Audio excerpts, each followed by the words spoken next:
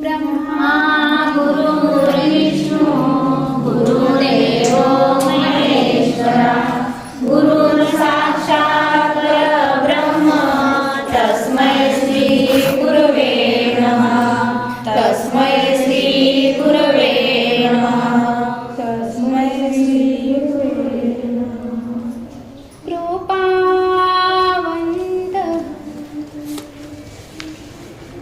दयावंत सद्गुरु राया माझा भगवंत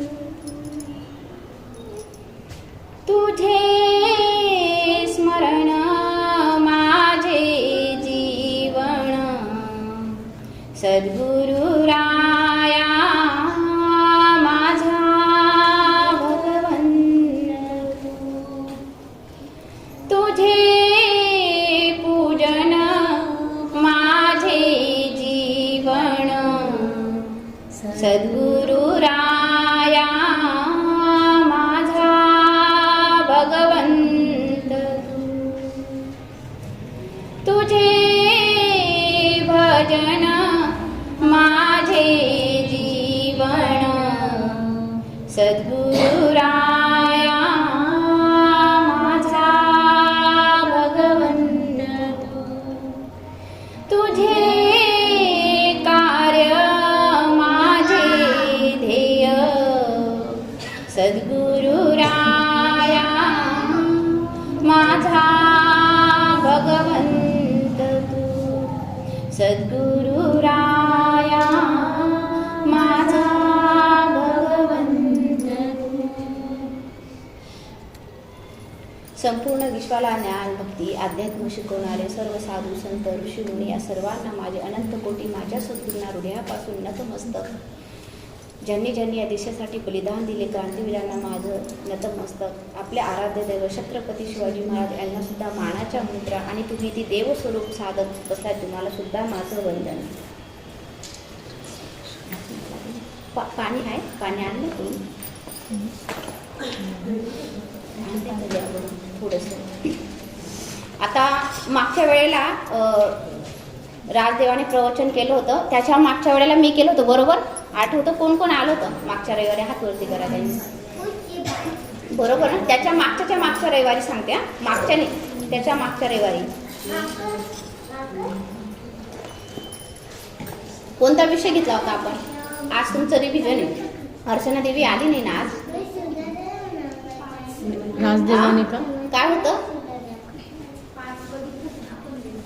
तू होतीस ना आलेली काय बघितलं होतं मागच्या रविवारी मी केलं होतं ना याच पुस्तकातला विषय घेतला होता काय घेतला होता वृत्ती बरोबर ना वृत्ती हा विषय घेतला होता समजलं तुम्हाला त्याच्यात काय सांगितलं होतं म्हणजे वृत्ती कशाला म्हणतात मन नाही बरोबर म्हटलंय तुम्ही पण तो पुढचा भाग आहे आलं का लक्षात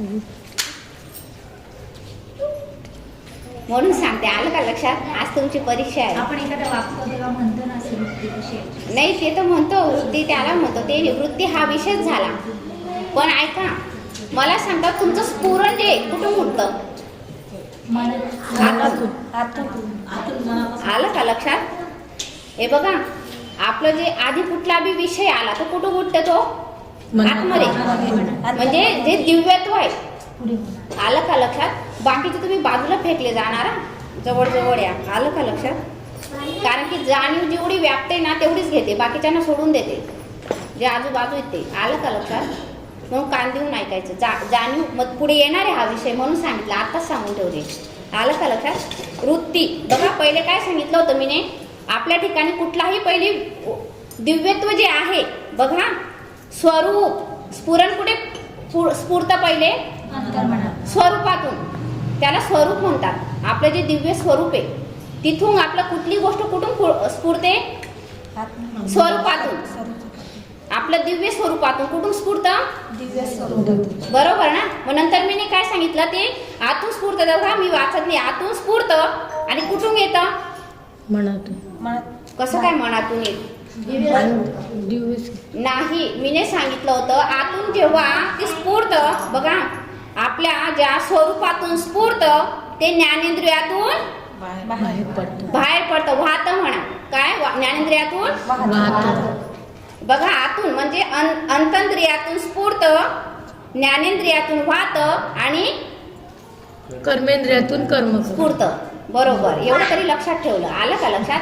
मग स्वरूपातून स्फुरत, अंतरेंद्रियातून वाहतं. मग ते अंतंद्रिय कोणती आहेत ती सांगा. मी सांगितलं होतं मागच्या वेळेला. डोळे. नाही नाही नाही नाही नाही.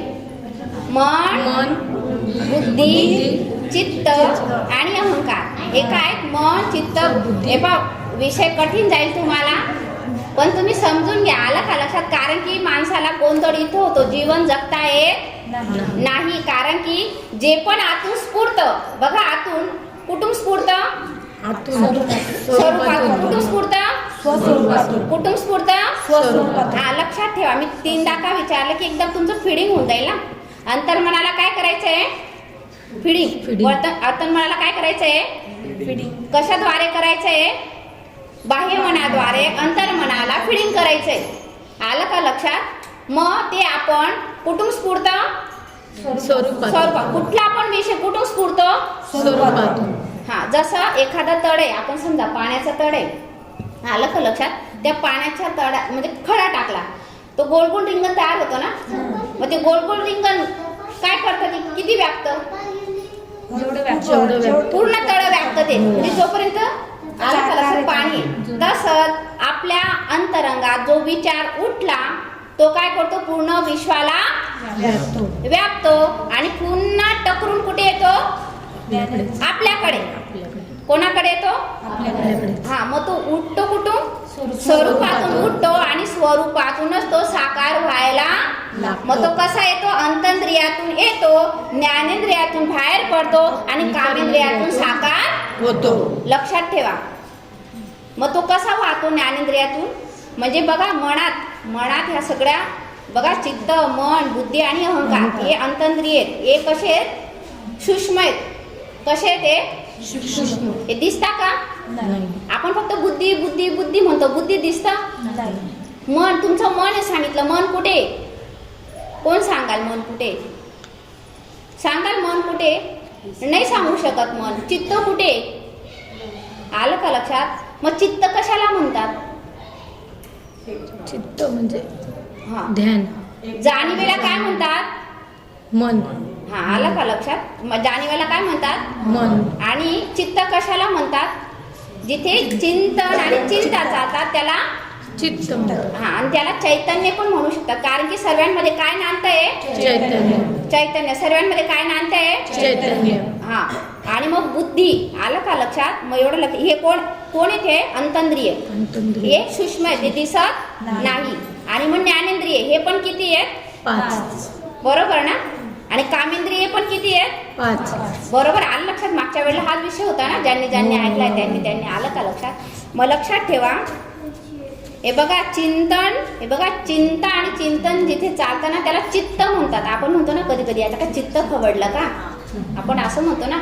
मग ते चांगलं असो किंवा वाईट असो. आलं का लक्षात? त्याच्यामध्ये. आणि त्या चित्त म्हणतात सारासार विचार करून जी निश्चय घेते तिला काय म्हणतात? बुद्धी. हा, तिला काय म्हणतात?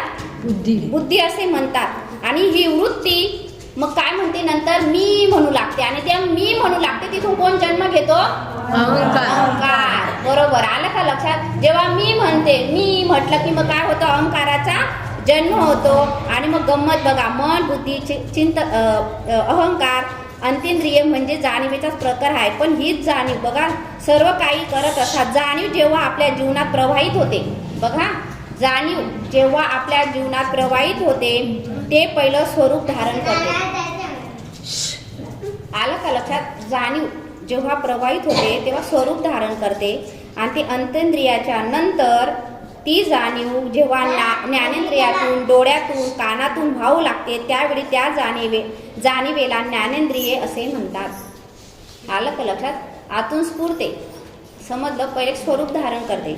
मग त्यावेळी हात, पाय, जीभ यातून ती वाहते आणि त्या जाणीवेला कामेंद्रिय म्हणतात. कारण की ती कामातून पण काम करते ना. आलं का लक्षात? आणि ही ज्ञानेंद्रिये, कामेंद्रिये, अंतेंद्रिये सर्व जाणीवीचेच रूपे म्हणजे ते आतलंच आहे ना स्वरूप. आणि त्या म्हणजे ती डोळ्यातून पण तेच काम करते, म्हणजे आतून उठते, बाहेर पडते आणि ती जेव्हा साकार होते तेव्हा ती एकच रूपातून पण वेगवेगळ्या याच्यातून. मग इथपर्यंत सर्व जाणीवच आहे, म्हणजे जाणीवच ती स्वरूपातून स्फुरते, ती जगाशी संबंध जोडते. बघा, ती आतून स्फुरते, अंतरिंद्रियातून, ज्ञानेंद्रियातून वाहते, कामेंद्रियातून जेव्हा साकार होते तेव्हा ती जगाशी संबंध जोडते. विषयांना व्यापते, म्हणजे एखादी वस्तू किंवा आपण पाहतोय, व्यापणं म्हणजे काय, पाहणं, व्यापते ना. म्हणजे काय, आता माझ्या डोळ्यासमोर तुम्ही जेवढे तेवढे व्यापतेत ना. आता इथे पत्र आडवा आहे पण मला फक्त दिसतो काय, पत्र आडवा आहे, पण मला पूर्ण पाहण्यासाठी काय करावं लागेल, इकडे मान फिरवावी लागेल. म्हणून लक्षात ठेवा, आपण पहिले जाणीव काय करते, पहिले व्यापते, ती पहिले पाहण्याचं काम करते, मग नंतर व्यापते. पहिले पाहते, मग नंतर ती व्यापते, आणि नंतर मग ती कोण आहे, काय आहे हे ती तपास करते. ती आलं का लक्षात. पुढे असे संबंध जोडते आणि सुख दुःखांचा अनुभव घेते. बघा, सुख दुःखाचा म्हणजे स्फुरण येतं. बघा, सुख दुःखात ती जाणीव सुख दुःखाचा अनुभव घेते आणि आपल्या सुखाला दुःखाला कारण म्हणजे जाणीव, म्हणजेच मन. आणि याला प्रगतीला किंवा अधोगतीला कारण म्हणजे काय, मनच आहे. तसेच इष्ट किंवा अनिष्ट घडून आणायला जाणीवच कारणीभूत आहे. कळून आलं की आपण जाणीवेबद्दल विचार करायला लागतो. म्हणजे असं का होतं, हे असं का होतं, शोध घेतो ना. माझ्या वाटेला का बरं दुःख येतं, मलाच का बरं असं आलं, माझ्या जीवनात का बरं घडलं. बघा, आपण सर्व विचार करतो, पण मुळापर्यंत जातो का, नाही. मुळापर्यंत जात नाही आपण. फक्त दुःख मला का आलं, मग तो मला का बरं असं बोलला, त्याने का बरं असं केलं, मग मी नसती गेली तर बरं झालं असतं. बघा, म्हणजे ती पूर्ण शोध घेत नाही. मग आज मात्र सर्वसामान्य लोकांना जाणीव आपल्या जीवनात कारभार करून राहिली आहे.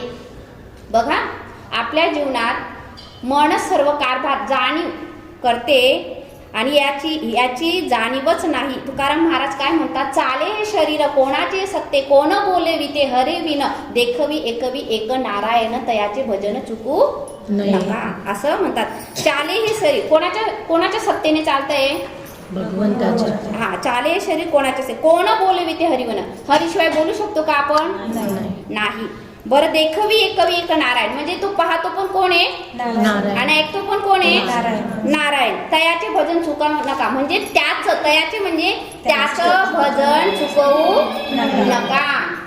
आलं का लक्षात. बरं, का सांगितलं असं, त्याचं भजन चुकू नका, कारण की तुमच्या जीवनात त्याच्याशिवाय कोणच नाही, त्याच्याशिवाय तुमच्या जीवनात कोणच नाही. आणि तुमच्या सुखादुःखाला जर कारण तुमची जाणीवच आहे.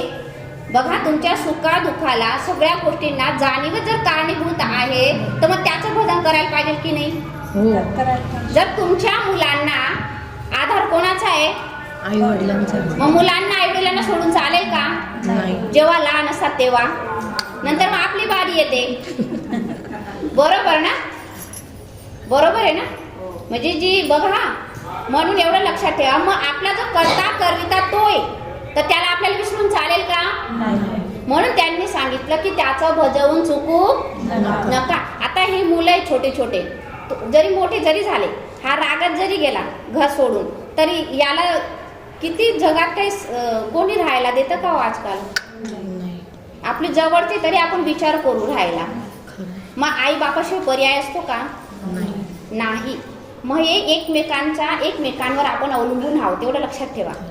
आपण एकमेकांवर आपण अवलंबून आहोत, म्हणून आपण एकमेकांवरती ऋण आहेत आणि ते आपण ह्या जन्मात आपण फेडत असतो आपण. आलं का लक्षात. म्हणून आपण म्हणजे मुलांना आपण काय संस्कार देतो, तर ती पुढे जाऊन वागतील ना. जेव्हा लहान असतानाच आपण त्यांना जेव्हा देवाचे चांगले संस्कार देऊ, त्यावेळेलाच ते घडतील आणि नंतर मग पुन्हा आपण त्यांच्यावर अवलंबून राहू, मग तेव्हा ते आपल्याला चांगले वागतील. मग आपण संस्कार का म्हणतो द्यायचे लहानपणीच, कारण की त्यांच्या जाणीवेवर देवाचा चांगल्या संस्काराचा ठसा निर्माण होईल. त्यावेळेला ते आपल्याला धरून राहतील आणि पुढे मग ते आपल्याला सोडणार नाही. पण आपणच त्यांना चांगले संस्कार दिले नाही आणि आपण फक्त त्यांना बाह्य जगाचं जर ज्ञान दिलं तर तिथे बाह्य जगाचं ज्ञान काय त्यांचं कामाचं आहे का? फक्त जीवन जगण्यासाठी म्हणजे अर्थासाठी फक्त आहे. पण जे संस्कार आहेत मुळाचे, जे आत्मतत्वाचे संस्कार आहेत, जे जाणीवेचे स्फुरण आहे, त्याचं ते मिळालंच नाही तर त्याला समाधान लाभेल का? नाही. पुढे असं म्हणतात, माणसाची देव चालवी अहंता. बघा, माणसाची देव चालवी अहंता म्हणजे काय? माणसाला कोण चालवतंय? देव. आलं का लक्षात? मीची एक करता म्हणू नये. मी करणार आहे असं म्हणायचं. मी आहे म्हणून सर्व चालू आहे. मी नसते ना तर या घराचं काही खरं नसतं. मी आहे म्हणून हे घर चाललेलं आहे. मग हा काय झाला? अहंकार झाला. बघा, करता करविता तोय, चालवतो तोय, पण तरी पण आपण म्हणतो मी करतो आणि हा मीतून अहंकार जन्माला येतो. म्हणून पुढे काय म्हणतं, वृक्षाची पान हाले त्याची सत्ता. म्हणजे झाडाचं पान कोणाच्या सत्तेने हालतं? देवाच्या सत्तेने. ते सुद्धा त्याच्या सत्तेने हालतं. मग राहिली अहंता मग कोठे? जर तुम्ही असं म्हटलं की त्याच्या सत्तेशिवाय काहीच नाही तर मग अहंकार येईल का माणसाला? येणार नाही. म्हणजे करतो हे तोच. मग सत्संगात काय जायचं आपल्याला की ह्यासाठी की आपल्याला ते जाणून घ्यायचंय. म्हणजे करतो कोण आहे? मुलं जे करतायत. म्हणजे कोण करतायत? मुलं. माझी एक व्यवस्था आहे, ते देव आहे तोच मला करतोय. त्यांनी काय म्हटलं, काय आई बापाच्या रूपाने काय देवच आमची व्यवस्था करतोय. ज्या वेळेला हा भाव निर्माण होईल सर्वांमध्ये, म्हणजे पुरुषांना म्हणा, नवरा बायकोला म्हणा, बायकोला पण ते वाटलं पाहिजे आणि नवऱ्याला सुद्धा तेच वाटलं पाहिजे. त्यावेळेला अहमपणा जागृत होणार नाही आणि मग सलोख्याचे संबंध निर्माण होतील आणि जाणीवेला शुद्ध परिशुद्ध संस्कार निर्माण होतील. आणि तुका म्हणे विठो भरला सबाई. काय म्हणतात तुकाराम महाराज? ते काय म्हणतात, विठ्ठल कसा भरला? अंतरबाई सभा. म्हणजे सर्वत्र काय आहे? विठ्ठल. सर्वत्र काय आहे? विठ्ठल भरलेला आहे. मग तो विठ्ठलला जाणण्यासाठी आपल्याला यायचंय. मग ते काय म्हणतात, तया होणे काय चराचरी. आला का लक्षात? चराचरात काय आहे? तोच आहे ना. त्याच्याशिवाय काय आहे का? तोच आहे. मग ही जाणीवच तुम्हाला चालवते, तुम्हाला बोलविते, ऐकविते, पाहाविते. म्हणजे सर्व जाणीवच करत असते. तीच करत असते जाणीव. म्हणून जी जाणीव आहे सर्वांमध्ये कशी नांदते? ती सर्वांमध्ये नांदते. मग कशामध्ये? पशु पक्षी चिटी म्हणजे जे पण काही असेल, झाडांमध्ये. आलं का? सर्वांमध्ये जाणीवच नांदत आहे. मग हे ज्या वेळेला आपल्याला लक्षात येईल, जसे देवीने एक गोष्ट सांगितली ना, देव कसा आहे? सर्वत्र आहे. आलं का लक्षात? म्हणून देव सर्वत्र आहे. पण चांगली गोष्ट काय घ्यायची आणि वाईट गोष्ट काय घ्यायची? आता चांगल्यात पण देव आहे, मग वाईटात देव नाही का? बोला, आहे की नाही? आलं का? मग वाईटातलं काय करायचं? देव आहे तर तरी नमन करायचं. आता समजा, आता एक विषय घेऊया. आता आपल्या अंगावर कॉक्रोच चढताय, त्याच्यात पण देव आहे. मग तुम्ही काय करणार? झटकणार ना. आलं का? त्याच्यावर एक गोष्ट सांगते, छान आहे. असंच गुरूंनी सांगितलं की सर्वत्र काय आहे? देव. सर्वत्र काय आहे? मग पशु पक्षी प्राणी झाडं पानं फुलात काय आहे? देव आहे सर्वत्र. मग त्याने काय? मग त्याने ते ऐकलं, अरे सर्वत्र देव आहे. आता यांची गोष्ट अशी झाली, आता माझी गोष्ट आहे का? आता मग तो काय सर्वत्र देव आहे, सर्वत्र देव आहे रस्त्याने चालला. तिकडनं एक पागल हत्ती येत होता. आलं का लक्षात? मग हा काय म्हणत होता की देव आहे, त्याच्यात पण काय आहे? देव आहे. देव आहे. पण त्याला कुठे माहिती आहे हत्तीला? अरे तुला गुरूंनी सांगितलं सर्वत्र देव आहे. आलं का लक्षात? त्याला लोक सांगतायत आजूबाजूचे, अरे बाजूला हो. पण तो म्हणतो नाही, देव आहे त्याच्यात. आलं का लक्षात? त्याच्यात काय आहे? देव. अरे पण आम्ही सांगतोय ना तुला, तू बाजूला हो ना, आमच्यात नाही का देव? आलं का? हा विषय नंतर, तर सॉरी मी अगोदर सांगितलं तुम्हाला. पण मग त्या हातीने त्याला कुरचडून दिलं. गेला, गळ्यात हात पडला, इकडे तिकडे जखम झाली, लागली. मग गुरुदेवांकडे गेला. गुरुदेव, तुम्ही सांगितलं होतं ना सर्वांमध्ये देव आहे. मग मी जात होतो, मग तिकडनं हत्ती आला, मला दिली ना. मग ते काय म्हटले, तू एकटा जात होता, आजूबाजूला कोणीच नव्हतं, तुला कोणी सांगितलं नाही का? हो, लोकांनी सांगितलं मला बाजूला हो, पण मी बाजूला नाही झालो. मी म्हटलं सर्वांमध्ये देव आहे. अरे मग जो सांगणार होता त्याच्यात देव नव्हता का? आलं का लक्षात? जो सांगणारा होता त्याच्यात पण देव होता ना. आता तुझ्याकडे बुद्धी आहे, तो प्राणीकडे काय आहे? हत्तीकडे. आलं का लक्षात? मग एवढी साधी गोष्ट आपल्या लक्षात येत नाही. तात्पर्य हे असं की सर्वत्र देव आहे, पण बुद्धी नावाची एक गोष्ट आपल्याला दिली. मागच्या वेळेला मी हीच गोष्ट तुम्हाला सांगितली होती ना. कशी सांगितली होती? ड्रायव्हरची. बरोबर ना? ड्रायव्हरची गोष्ट सांगितली होती तुम्हाला. आता मला सांगा, जीवन जगताय तुम्ही, आणि ते जीवन जगत असताना बघा, एक व्यक्ती होता, आणि तो कसा श्रीमंत होता. त्याची 4 व्हीलर गाडी होती, आणि 4 व्हीलर गाडी त्याने भाड्याने दिली होती चालवायला. जसं आपल्याला गाडी कोणी, आपली ही गाडी आहे, शरीर म्हणजे काय आहे? गाडी. आलं का लक्षात? आपण इथे ही भाड्याची गाडी, कोणती आहे? भाड्याची गाडी. आलं का लक्षात? तर त्याला दिली. आता त्याने, त्या ड्रायव्हरने ऍक्सिडेंट केला. बघ हा, तो ड्रायव्हरने ऍक्सिडेंट केला, तर कोणाचं नाव येणार? हा, ड्रायव्हरचं का मालकाचं? ड्रायव्हरचं. मग लोक कसं काय म्हणतात की देवाने केलं? लोक म्हणतात ना देवाने केलं.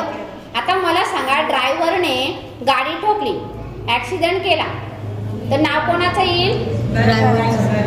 त्या गाडीवाल्याचा दोष आहे का मग? नाही. कारण की गाडी कोण चालवत होता? ड्रायव्हर. त्या हातात त्याच्या काय होती? ती ना स्टेरिंग त्याच्या हातात होती, बरोबर ना? मग त्याच्यात जर सर्व काही त्याला दिलेलं आहे, तसंच आपली जी गाडी आहे ना, आपला मालक आतमध्ये, आणि चालवतो कोण आहे? आपण. आपली बुद्धी दिली ना देवाने, बरोबर की नाही? आपल्याला देवाने बुद्धी दिलेली आहे, म्हणून तुम्ही जे चांगले वाईट कर्म करणार तेव्हा देवाचा दोष नाही. मग दोष कोणाचा आहे? स्वतःचा. हा, मग लक्षात ठेवा, का आपला आहे? आपण चालू, कारण की देवाने आपल्याला बुद्धी दिली. बरोबर ना? चांगलं वाईट करण्याची बुद्धी दिलेली आहे, म्हणून दोष देवाचा आहे का? नाही, देवाचा दोष नाही. देवाने उलट आपल्याला हे शरीर दिलेलं आहे, आणि तो फक्त बसलेला आहे, तो पाहतोय, तो साक्षी आहे, तो द्रष्टा आहे. आलं का लक्षात? साक्षी द्रष्टा करायचं नाही नाही तर ग्रुपवर लय मारत होतं साक्षी आणि आलं का लक्षात? म्हणून एवढ्या लक्षात, तो फक्त पाहणार आहे, तो तुमच्या जीवनात हस्तक्षेप करत नाही, तो ढवळाढवळ करत नाही, तो तुमच्या सुख दुःखाचं काही नाही. मग आपल्या सुखाला कारण आपणच, आपल्या दुःखाला कारण आपणच. म्हणून मुलांना अमृत तुषार दिला होता बोलायला. सुख कशातून निर्माण होतं? चांगल्या विचारातून. सुख कशातून निर्माण होतं? चांगल्या विचारातून. आणि दुःख कशातून निर्माण होतं? वाईट विचारातून. आलं का? मग त्यांना असा अमृत तुषार सांगितला होता, सुख चांगल्या विचारातून निर्माण होतं, अविचारातून दुःख निर्माण होतं. म्हणून विचारांचं सामर्थ्य काय आहे? खूप मोठं आहे. विचारांवर आपलं जीवन चाललेलं आहे. जसे तुम्ही विचार कराल तसंच तुमचं जीवन असतं. कारण की पुढे काय म्हटलंय बघा हा, ह्याशिवाय जाणीव 2 प्रकारे नाते, म्हणजे काय? विचारांना व्यापते. बघा, विचारांना व्यापते आणि आकारांना व्यापते. डोळे उघडे की जे जे आकार समोर येतील ते ते व्यापते, आणि डोळे मिटल्यावर विचार येतील ती व्यापते. यामधून सर्व संसाराचे जाळे तयार होते. बघा, तुम्ही जे पाहता, डोळे बंद केले की तेच विचार येतात ना. सपोज तुम्ही एखादा ऍक्सिडेंट पाहिला, तर तुम्ही घरी जाऊन डोळे बंद केले, तुम्हाला तेच दिसतं ना, बरोबर ना? एखादी भांडण बघितली किंवा एखादं चांगला प्रोग्राम बघितला, काहीतरी तुम्ही बघितलं, तेच तुमच्या डोक्यात फिरतं. म्हणजे तुम्ही कुठलीही कृती जेव्हा करता त्यावेळेला तुमच्या मनात ते विचार घोळत असतात. आलं का लक्षात? म्हणून तुम्ही डोळे बंद केले ना, बघा, तुम्हाला तसंच्या तसं चित्र दिसतं. जे उघड्या डोळ्यांनी पाहतात तेच तुमच्या अंतरंगात दिसतं. म्हणून आपण, त्यांनी काय सांगितलं सर्व संतांनी, मग यांनी पुढे काय सांगितलंय बघा, खूप चांगली गोष्ट सांगितली. तुम्हाला सांगते पुढे काय सांगितलं की बघा, मी त्यांना सुख शांती सुख मिळावं. बघा लोकांना एकमेकांना यांनी असं म्हटले, मी डायरेक्ट इथून वाचते कारण की इथून नाही, कारण की हा विषय तुम्हाला समजला पाहिजे. भरभराट कधी होते माहिती का? भरभराट तेव्हाच होते त्यांनी चांगली झोप घ्यावी मिळावी, चिंतन केलं की संवेदना व्हायब्रेशन निर्माण होतात, आपोआप सर्व ठिकाणी जातात, त्यांचे सुपरिणाम पाहायला मिळतात. म्हणजे चांगले विचार, हा लक्षात ठेवा. परंतु हे कोणी आपल्याला शिकवित नाही. आणि याच्या उलट लहानपणापासून आपले आई वडील काका काकी नातेवाईक एकमेकांची निंदा थट्टा कुचेष्टा करीत असताना दिसतात. त्याच्या न कळत ह्या संवेदना इतरांपर्यंत पोहोचतात. बघा तुम्हाला नेहमी प्रवचनात सांगते मी, आणि त्यांच्यातील संबंध बिघडत जातात. म्हणून या सर्व घोटाळा होतो. म्हणून संतांनी काय सांगितलं? संतांनी काय सांगितलं? बघा जेव्हा तुम्ही वाईट चिंतन करता, बघा आता एखाद्याचं लग्न झालं, साडी नाही दिली, लगे आपण चिंतन केलं, मग काय साडी दिली, साडीचा बोळा दिला. मी तर म्हणते मग तुम्हीच सांगा ना, साडी देऊन पण नका आणि घेऊन पण नका. आलं का? वास्तविक साडी कामात येते का?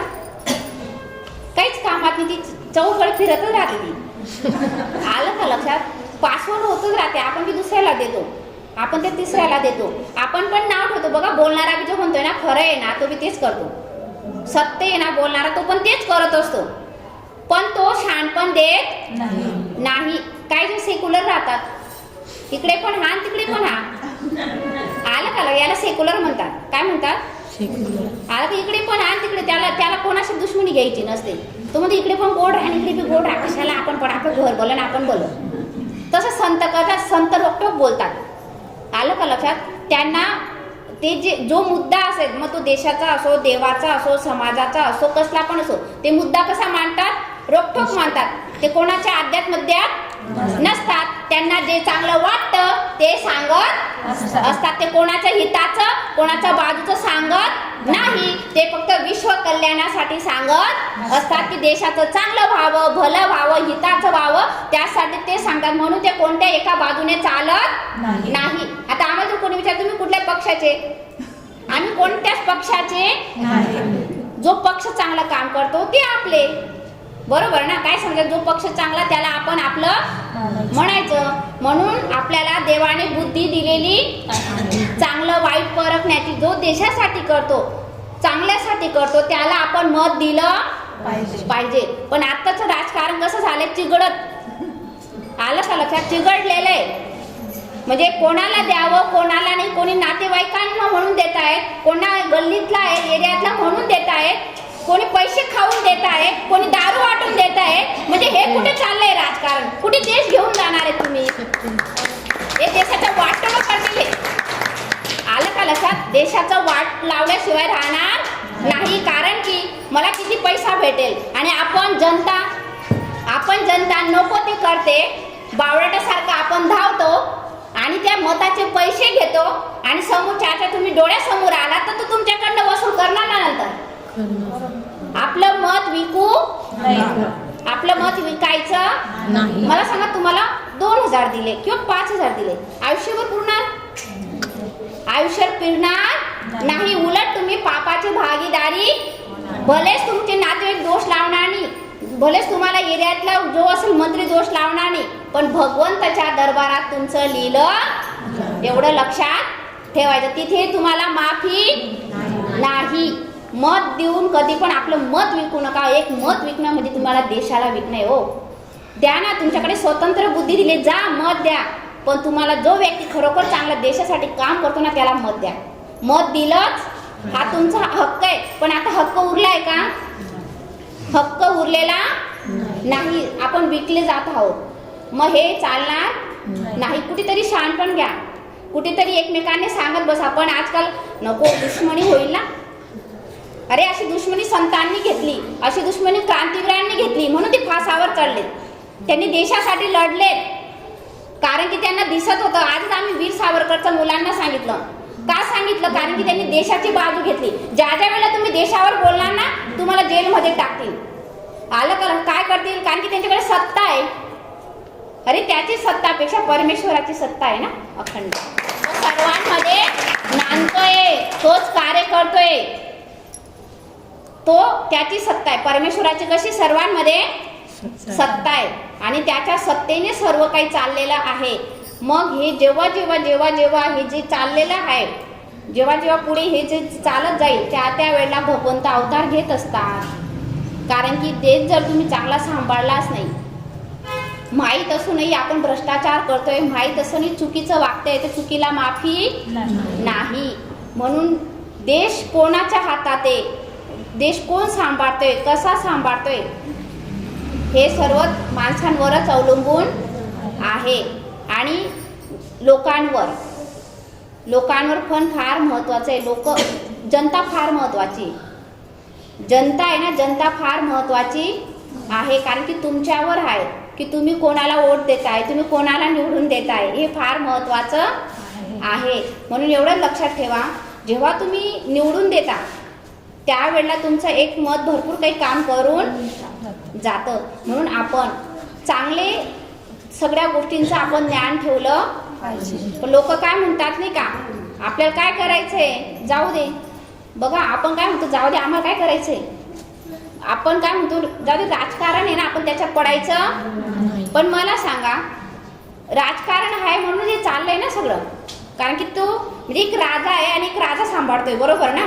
मग तो राजा कसा पाहिजे, चांगला पाहिजे ना, मजबूत पाहिजे, भक्कम पाहिजे. कारण की तो तिथलं सांभाळणारा असतो. म्हणून एवढं लक्षात ठेवा की तो जो राजा असतो ना, तो कसा पाहिजे, चांगला पाहिजे. चांगले लोक जेव्हा चांगल्या गोष्टीपासून दूर जातात ना, त्यावेळेला विध्वंस होतो. कारण की चांगले लोक नेहमी दूर राहतात. ते म्हणतात नाही आम्हाला नाही पडायचं.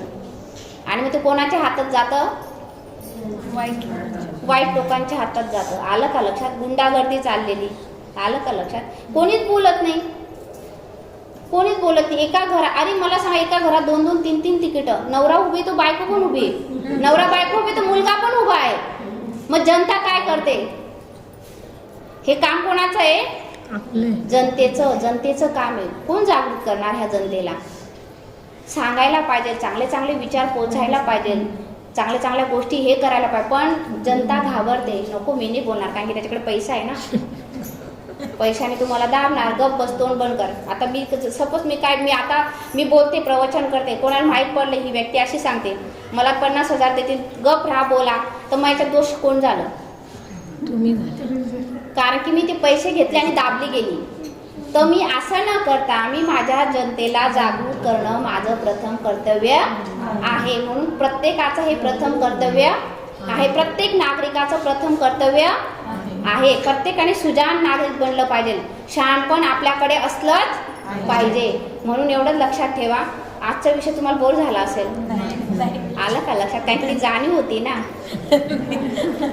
जाणीव ती जाणत असते, ती व्यापत असते. म्हणून एवढं लक्षात ठेवा की आपण जे एकमेकांच्या लढाया भानगडी परिवारामध्ये का होतात, कारण की आपण एकमेकांचं वाईट चिंतन करतो. आणि वाईट चिंतन कळत न कळत ते विचार त्यांच्यापर्यंत पोहोचतात. आणि आपणच म्हणतो त्याने असं कावर केलं काय माहिती, बघून तिकडे तुम्ही करून घेतलं. आलं का लक्षात.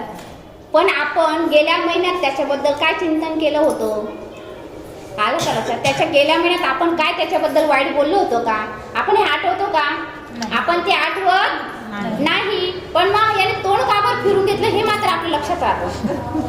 आलं का लक्षात. याने तोंड काबर फिरून घेतलं हे आपल्या लक्षात राहतं. मग असं न करता म्हणून सर्व संतांनी सांगितलं तुम्ही काय करा, नामस्मरण, तुम्ही चांगलं चांगलं बोला, चांगल्या संगतीत राहा. म्हणून चांगल्या संगतीत येण्यासाठी सुद्धा तुमचं तेवढी पुण्याही पाहिजे ना. सत्संगात येण्यासाठी बी काय पाहिजे. आता आपला एवढा मोठा एरिया आहे, इथे येऊन कोणी पण येईल का, बसेल का. तुम्ही एक दिवस येऊ शकता, दुसऱ्या दिवशी येऊ शकत नाही. मला सांगा कोण एका महिन्यात 4 रविवार अटेंड करतं, नाही होत. आलं का लक्षात. तुम्ही एखाद्या वेळेला येणार का, बरं वाटतं म्हणून येणार, आलं का लक्षात. पण ते खरं आहे का, ते खरं नाही. कारण की आपलं हित कशामध्ये, ते आपल्यामध्येच आहे, आपलं चांगलं करण्याचं. पण आपल्याला कळतं का, नाही. कारण की आपली जाणीव कशी ही बाहेरच्या अंगाने वाहत असते. आपली जाणीव काय करते, बाहेरच्या अंगाने ती वाहत असते.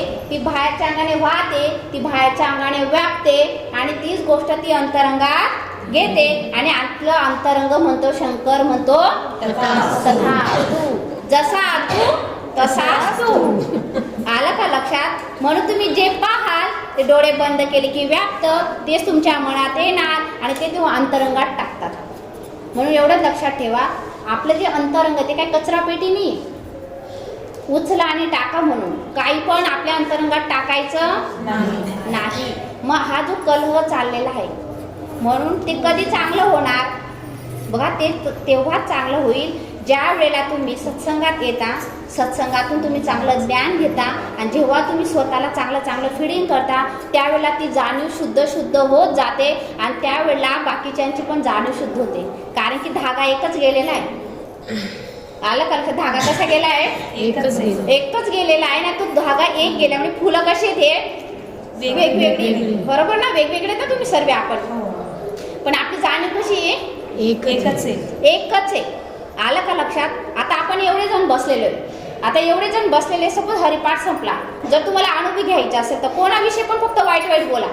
5-7 दिवस फक्त वाईट चिंतन करा. ती व्यक्ती तुमच्याकडे बघणार सुद्धा नाही. एवढंच लक्षात ठेवा. ही खूप मोठी क्रांती आहे. तुम्हाला एकच सांगते, खूप मोठी क्रांती आहे. म्हणून आपल्याला हे माहीतच नाही की आपली जाणीव आपल्याला शुद्ध करायची आहे. आलं का लक्षात? पण आपण बोलताना सहज बोलून जातो आणि नंतर मग ते विचार मोठे आकार घेतात आणि ते मग नंतर आपलं जीवन उद्ध्वस्त झाल्याशिवाय राहत नाही. म्हणून आपण कुठलीही गोष्ट बघा, चांगल्या होण्यासाठी सदैव प्रयत्न करावे. म्हणजे जसं आपण रनिंगमध्ये 1 नंबर काढायचा आहे तर रोज प्रॅक्टिस करावी लागेल ना, बरोबर ना? कोणती पण गोष्ट प्रॅक्टिसच करावी लागते ना. जसं लहानपणापासून पोरांना जर काय शिकवतो तर ते पण प्रॅक्टिसच करतात. मग प्रत्येक गोष्ट जेव्हा तुम्ही प्रॅक्टिस करतात त्यावेळेला ती गोष्ट चांगली आकार घेते. तसं शुभचिंतनाचे सुद्धा आहे. सत्संग सुद्धा बघा, कोणत्याही गोष्टीचा 21 दिवसाचा नियम होतो. मग आपण हरिपाठात काय सांगतो? तुम्ही फक्त ना 4 रविवार का सांगतो आपण? कारण की 21 दिवसानंतर तुमच्या मनाला सवय लागते. कुठली सवय सुटत नाही. तुम्ही एकदा काही यायला लागले ना, तुमचं अंतरंग तुम्हाला इथे ओढून आणेल. पण तुम्ही म्हणणार नाही मी एकदा जाईल, 2दा जाईल, 4 दिवस घरी राहील, येणार. मग तुम्ही असं आयुष्यभर बी जर केलं ना, यांनी सांगितलं तो माणूस, एक गोष्ट सांगितली की तो माणूस किती वर्ष गेला? 20 वर्ष सत्संग करत होता. मग त्या सत्संगात त्याने काय घेतलं? आलं का लक्षात? काय घेतलं? का नाही घेतलं? कारण की त्याने जे सांगितलेलं फक्त ऐकलं आणि तिथे सोडून दिलं, पण त्याने त्याच्यावर अंमलबजावणी केली नाही. म्हणून ते काय झालं, तो एकदाच गेला, त्याचं ते लक्षात आलं, पण तो 20दा जाऊन सुद्धा काय फरक पडला नाही.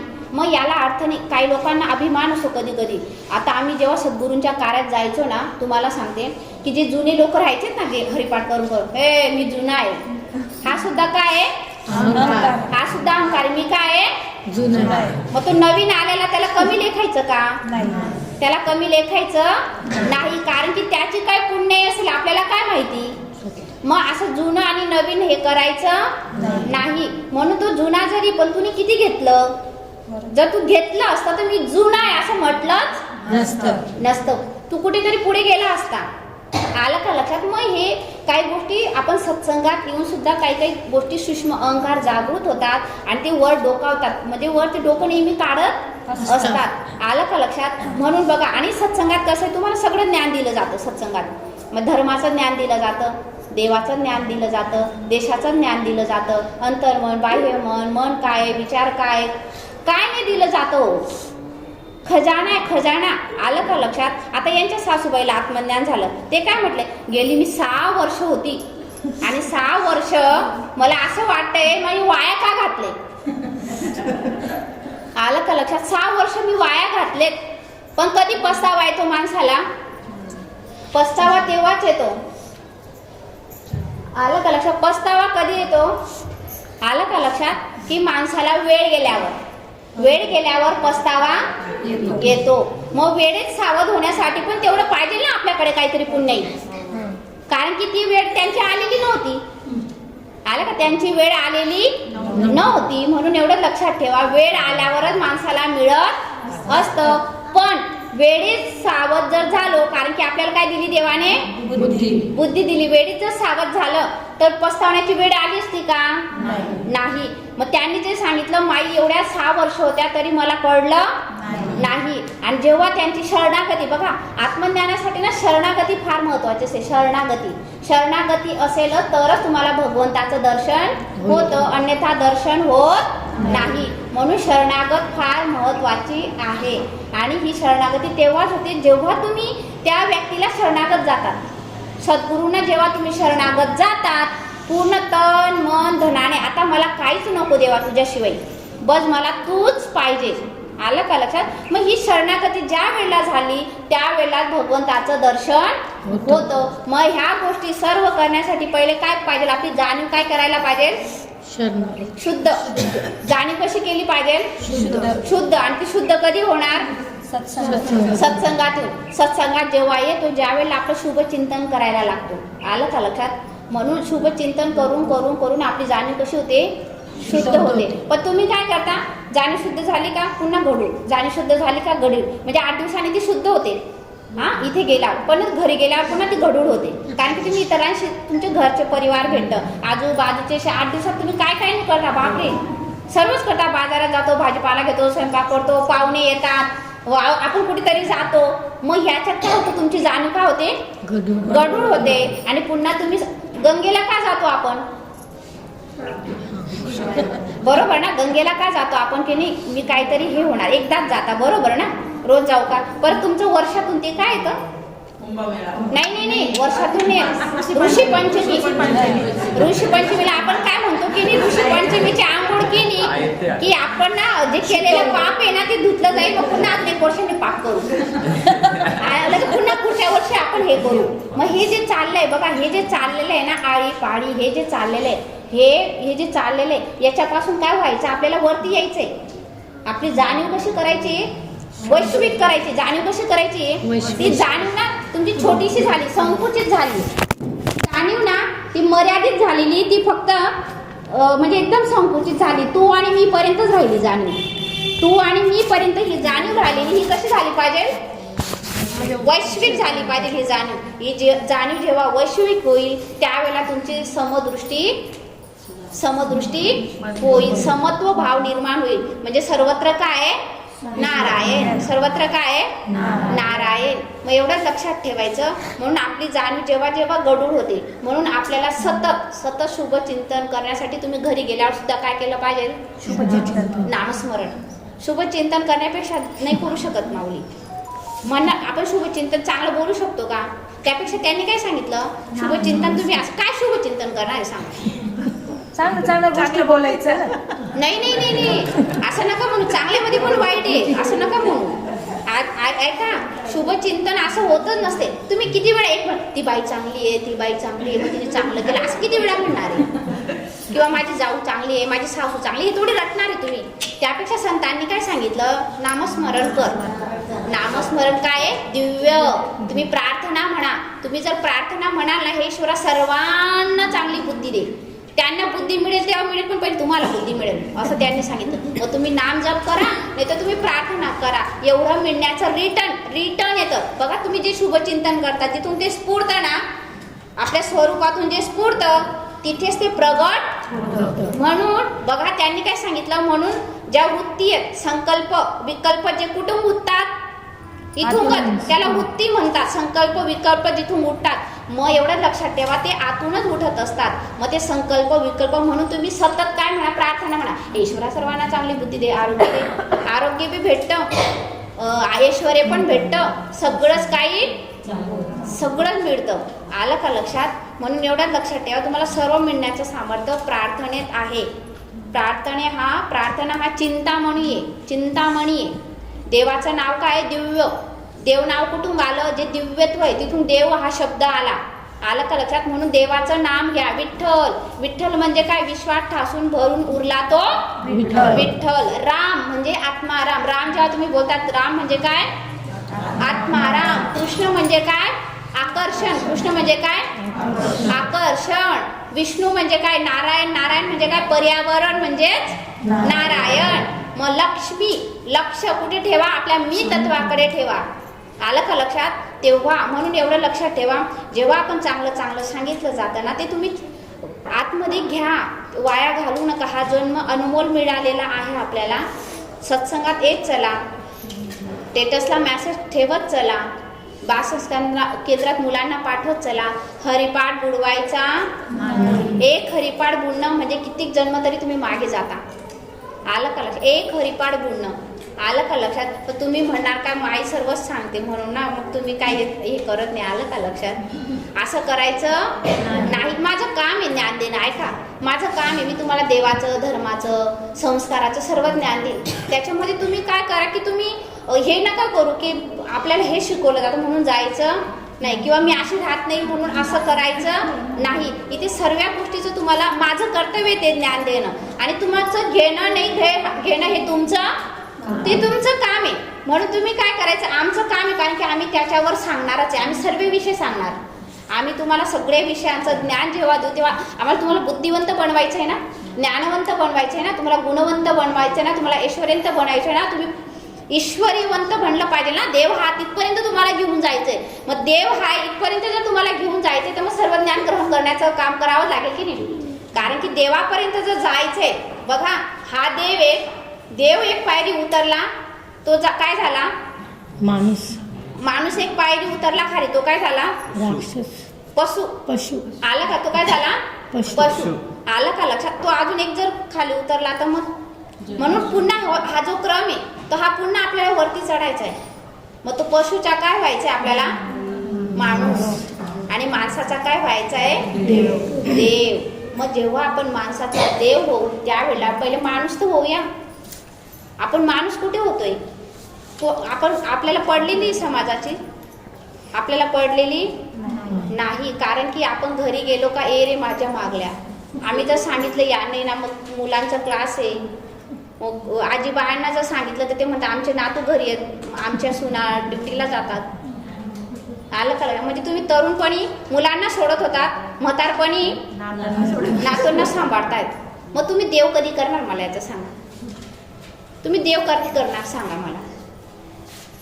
जवानी में मस्ती की, आलं का लक्षात?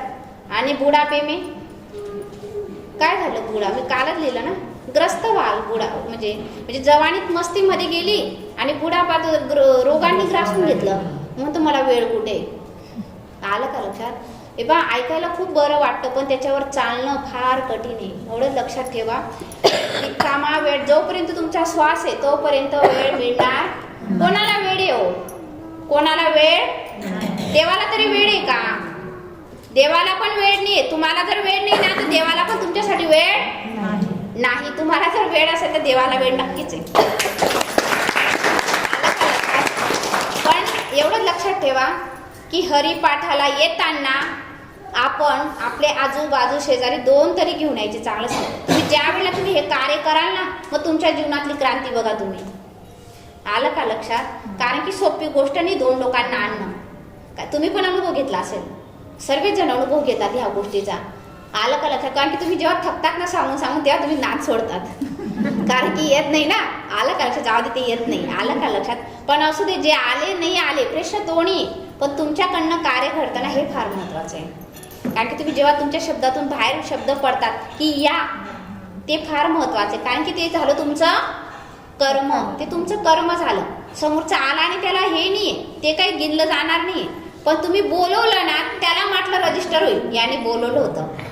आलं का लक्षात? म्हणून सत्संगात एकमेव गोष्ट आहे, आपण भाग्यवंत आहोत की आपल्याला सत्संग मिळाला आहे, आपण हरिपाठ करतोय. आलं का लक्षात? आणि हरिपाठामध्ये चांगल्या गोष्टी, तुम्हाला सगळं चांगलं, इथे वाईट काही भेटणार नाही. कारण की इथे ऐकणारा पण कोण आहे? देव. आणि बोलणाराही देवच आहे. एवढं लक्षात ठेवायचं. म्हणून सर्वत्र देवच असल्यामुळे काय करायचं, आपल्याला घरी गेल्यावर सुद्धा नामस्मरण करत राहायचंय. सर्वांना सांगते हा, तुम्हाला जे नाव आवडतं ना देवाचं ते करा, पण करा. देवाचं नाव घेत चला. एक क्षण रिकामा जाऊ द्यायचं नाही. कपडे धुताना देवाचं नाव घ्या, स्वयंपाक करताना देवाचं नाव घ्या. तुमचा जो मंत्र आहे ना तो झोपा. आणि नाही तुम्हाला माहिती ना मंत्र, माझ्याकडे या, मी सांगेल काय जपायचं ते. तुम्ही मला विचारा की आम्ही कोणतं नामस्मरण करू. नाही जमताना तुम्ही ती विश्व प्रार्थना म्हणा. ज्या संतांचं तुम्हाला जे चांगलं वाटेल ना ते करा, पण करत राहिलं पाहिजे. स्वयंपाक करताना काही सोडायचं नाही. झाडू मारताय ना देवाचं नाव घ्या. कोणाचंच मनात आणायचं ना, सासूचं आणायचं मनात ना सुनेचं आणायचं ना शेजारच्याचं आणायचं, कोणाचंच आणायचं नाही. मग तो झाडू मारताना जेवढा वेळ मारता येईल ना तेवढा वेळ नामस्मरण करायचं. जेवढा वेळ स्वयंपाक दळण काढताना जनाबाई किती काम करत होत्या. मला वाटतं तुमच्यापेक्षा जास्तच काम जनाबाईला होतं, बरोबर ना? कारण की जनाबाई लहान वयापासून बापाने विठ्ठल पंथकडे सोडलं होतं. आलं का लक्षात? तुकाराम महाराजांचे वडील, बरोबर ना? तुकाराम महाराजांच्या घरी होते ना जनाबाई, सॉरी नामदेव महाराजांच्या घरी. नामदेव महाराजांच्या घरी जनाबाई बापाच्या स्वप्नात विठ्ठल गेले आणि त्यांनी मूल होत नव्हतं. माहिती कोणाला स्टोरी? आपला वेळ झालेला आहे. स्टोरी माहिती जनाबाईची? नाही माहिती. पण तुम्हाला संतांचा अभ्यास सांगा. आलं का लक्षात? जनाबाई जेव्हा लहान म्हणजे त्यांना मूलबाळ होत नव्हतं त्यांच्या म्हणजे आई वडिलांना, तेव्हा त्यांनी हट्ट केला देवाला की विठ्ठला मला एक बाळ दे. अरे म्हणे तुला बाळ का नाही देते? कारण की तुझ्या नशिबात नाहीये, त्याच्यामुळे तुला देत नाही. आणि तू माझा भक्त आहे, तू माझा भक्त आहे, पण तू कसं नंतर मग मला ते तुझं दुःख बघवणार नाही ना. तो बोलतो नाही विठ्ठला मला पाहिजेलच बाळ. तेव्हा विठ्ठलाने आशीर्वाद दिला तुला एक मुलगी होईल. पण जेव्हा ती मुलगी एवढी झाली ना थोडी मोठी, तर तुला नामदेवांच्या घरी तुला देवा लागेल तिथे. आलं का लक्षात? आणि मग नामदेवांच्या घरी बघा बाप स्वतः पोचवायला जातो. आपल्या स्वप्नात जर विठ्ठल आला तर झाले स्वप्न होतं, मी कशाला माझी पोर देऊ का, आपण करू का, असं विचार करते. बापाचं आईचं काळीच कुठे असेल. त्या मुलीला नामदेवाच्या घरी पोहोचवलं. नामदेवाच्या घरी किती काम होतं, सर्वांचा स्वयंपाक करावा लागायचा तिला एवढा. आलं का लक्षात? तिला वेळ भेटायचा आणि ओवा काढायला. आलं का लक्षात? ती एवढा जणांचा स्वयंपाक बनवायची. आणि नामदेव महाराज त्यांचं पूर्ण कुटुंब विठ्ठलाचे भक्त होते म्हणून तिला नाम घेण्याची सवय लागली. इतकं तिचं नाम हे झालं, तिला लिहिता वाचता येत होतं. पण नामदेवजी महाराजमुळे ती थोडं थोडं लिहायला वाचायला ती लागली. आलं का लक्षात? आणि मग तिला म्हणून ती काम करता करता सुद्धा विठ्ठल यायचे दळायला, असं बरोबर ना? मग एवढं तिच्याकडे काम होतं. तुम्ही कधी इथे जाऊन आला असतील कुठे पंढरपूरला, तर तिथे जनाबाईचं पाहिलं का तुम्ही सर्वांनी? घर सगळं सामान ठेवलंय ना तिचं वालं दाखवलं गेलेलं आहे. मग एवढं लक्षात ठेवा, आपले असे पण संत होऊन गेले, त्यांना खूप कामं होते. आहो आज आपण त्यांना असंच पुजतोय का? आपल्याला कोण पुजणार आहे सांगा? आपण खूप काम करतोय, ऐका, खूप काम करते तुम्ही, खूप कर्म करताय, खूप काम करताय घरचं, तर मला सांगा तर तुम्हाला कोण पुजलं जाईल का? पण लक्षात ठेवा, तुम्ही काम करता करता आणि रामाला तुम्ही बसताय तर तुम्हाला पुजलं नाही जाणार का? आला का लक्षात? पुजलं जाईल तुम्हाला, हा विचार नका करू. जर तुम्ही काम करता करता, कारण की भगवंत कोणालाही असं ठेवत नाही, तो पूजनीय बनवतो त्याच्या भक्ताला, वंदनीय बनवतो त्याच्या भक्ताला. मला सांगा, जनाबाई कामच करत होत्या ना. जनाबाई काही मोठी शिकलेल्या होत्या, पण आज त्यांचं नाव आहे ना. किती गाणी लिहिली हो त्यांनी, जनाबाईने. त्यांना लिहिता वाचता यायचं नाही, साक्षात देव यायचं लिहायला, तर ज्ञानेश्वर माऊली भेटायला गेले होते. आणि जेव्हा त्या गौऱ्या थापायच्या विठ्ठल नामस्मरण, ती गौरी सुद्धा बोलते. म्हणजे काय विचार करा, कुठे भक्ती असेल. आपण तेवढी करू का? पण आपल्याला घेणं देणे का तरी पण? तुम्ही म्हणा मग खरं आहे, पण आपण नामस्मरण करू का? आता तुम्ही असं करायचं, इथून जेव्हा निघणार ना, चप्पल कोणी घातली तुम्ही सुरुवात करायची, घर जाऊपर्यंत विठ्ठल विठ्ठल जपायचं. आलं का लक्षात? घरी जाऊस तर विठ्ठल विठ्ठल जपायचं, नामस्मरण करायचं, बिलकुल लक्ष द्यायचं नाही कोणती पक्षाची गाडी गेली. आपण फक्त मतदान करायचं, बाकीचा कोणता पक्ष आहे आणि हा आला पाहिजे तो आला पाहिजे, तुम्हाला जे द्यायचं आहे ना तुम्ही जायचं आणि गपचूप देऊन यायचं. पण ती चर्चा करत बसायची, विठ्ठल विठ्ठल विठ्ठल करा. मतदान द्यायचे ना, विठ्ठल विठ्ठल करत द्या. कोणतीही गोष्ट काय करा, विठ्ठल विठ्ठल, हाच निवडून आला पाहिजे, तोच निवडून आला पाहिजे, काही तुम्हाला काहीच भेटणार नाही. आलं का लक्षात? आता जीवन व्यर्थ चाललं, तुम्हाला काहीच भेटणार नाही. तुम्हाला द्यायचं ना, बिनधास्त द्यायचं. मतदान आपला हातो हक्क आहे, तो करायचा. पण डोक्याला टेन्शन घ्यायचं, तुमचं त्याच्यात हित लपलेलं नाही. मग तुमचं हित हे फक्त देवाचं नामस्मरण करण्यात. हरिपाठाला या, स्टेटसला मेसेज ठेवा, याचं ग्रुपवरती पाठवते ते तुम्ही स्टेटसला ठेवत चला जर शनिवारी रविवारी आलं तर. आणि आवर्जून हरिपाठाला येण्याचा प्रयत्न करा. पुढच्या गुरुवारी मतदान असल्यामुळे आपल्या हरिपाठाला सुट्टी राहील, एवढं लक्षात ठेवा. आणि विठ्ठल नामस्मरण करायचं आहे. म्हणून माई असं सांगते म्हणून कानापुतीकडे जायचं नाही, असं करायचं नाही. माई नाम घ्यायला लावता म्हणून मी तर नाही घेतलं. आमच्या सॉरी एक छोटीशी गोष्ट सांगते हा. आमच्या सद्गुरूंनी सांगितलेली. सद्गुरू म्हणे तुम्ही नुसते सोपं सांगता म्हणे काय पण गोष्ट म्हणे मला आहे ना मला असं काहीतरी सांगा म्हणे तुम्ही म्हणे आलं का लक्षात. मग म्हणे तू काय म्हणे मी कंटाळली म्हणे वैतागली माझ्या घरात लढाया भांडणी हे ते. मग म्हणे तू असं कर म्हणे ही प्रार्थना आहे ना म्हणे ही तू आहे ना म्हणे मला वाचता येत नाही म्हणे सॉरी मला वाचता येत नाही म्हणे आलं का लक्षात. मग ते काय म्हटले तुला वाचता नाही येत ना मग तू काय म्हण जी जी व्यक्ती दिसेल ना तिला काय म्हणायचं देवाईचं तू असं म्हणशील. म्हणे सद्गुरू तुम्ही इतकं सोपं सांगताय म्हणे हे काय मी असंच करेल हे काय असं केलं बघा खरंची हकीकत आहे ही गोष्ट नाही हकीकत सांगते जे आमच्या सद्गुरूंच्या मुखातून ऐकलेली ती आम्ही तुम्हाला सांगतोय. तर कसलंही म्हणते का माणूस मला सांगा मी सांगितलं आता तुम्हाला इथून गेल्या विठ्ठल विठ्ठल जपायचंय तर मी जर सांगितलं तुम्हाला प्रत्येक व्यक्ती दिसला ना रस्त्याने काय म्हणायचं मग तिला झाले 4-5 दिवस आलं का लक्षात. आणि नंतर सद्गुरू म्हणजे ते गेले असतील सद्गुरू पण बाजारात वगैरे पिशव्या त्यांच्या सद्गुरूंना बघून लपून गेली. सद्गुरूंनी पाहिलं ते म्हणते सद्गुरू पुन्हा गेले तिच्या समोर आलं का लक्षात. ती ना टाळटाळ करत होती पण सद्गुरू गेले काय मग कसं चाललं तुमचं. हो सद्गुरू सोपं होतं पण बाबा फार कठीण आहे म्हणे माझ्याकडनं ये देवायाचं भलं कर. सोपं आहे का म्हणे म्हणणं देवायाचं भलं कर. प्रत्येक व्यक्ती भेटूस तर मला आठवणच राहत नाही म्हणे आलं का लक्षात. मग हे बघा सोपं आहे ना ते तितकं कठीण आहे.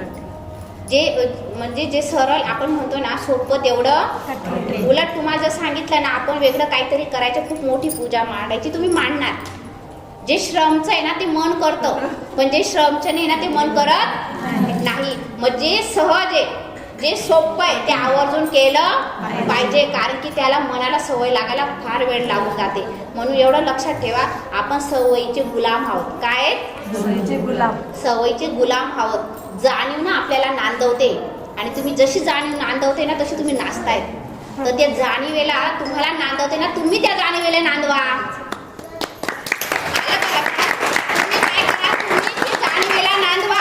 म्हणजे काय आपण घोड्यावर स्वार व्हायचे घोडा आपल्याला चालेल का नाही. मग आपल्याला त्या जाणीवेला नांदवायचे मग तेव्हा खरं जीवन सुरू होईल तुमचं वाला आलं का लक्षात. आता ती तुम्हाला कठपुतल्यासारखी नाचवते असो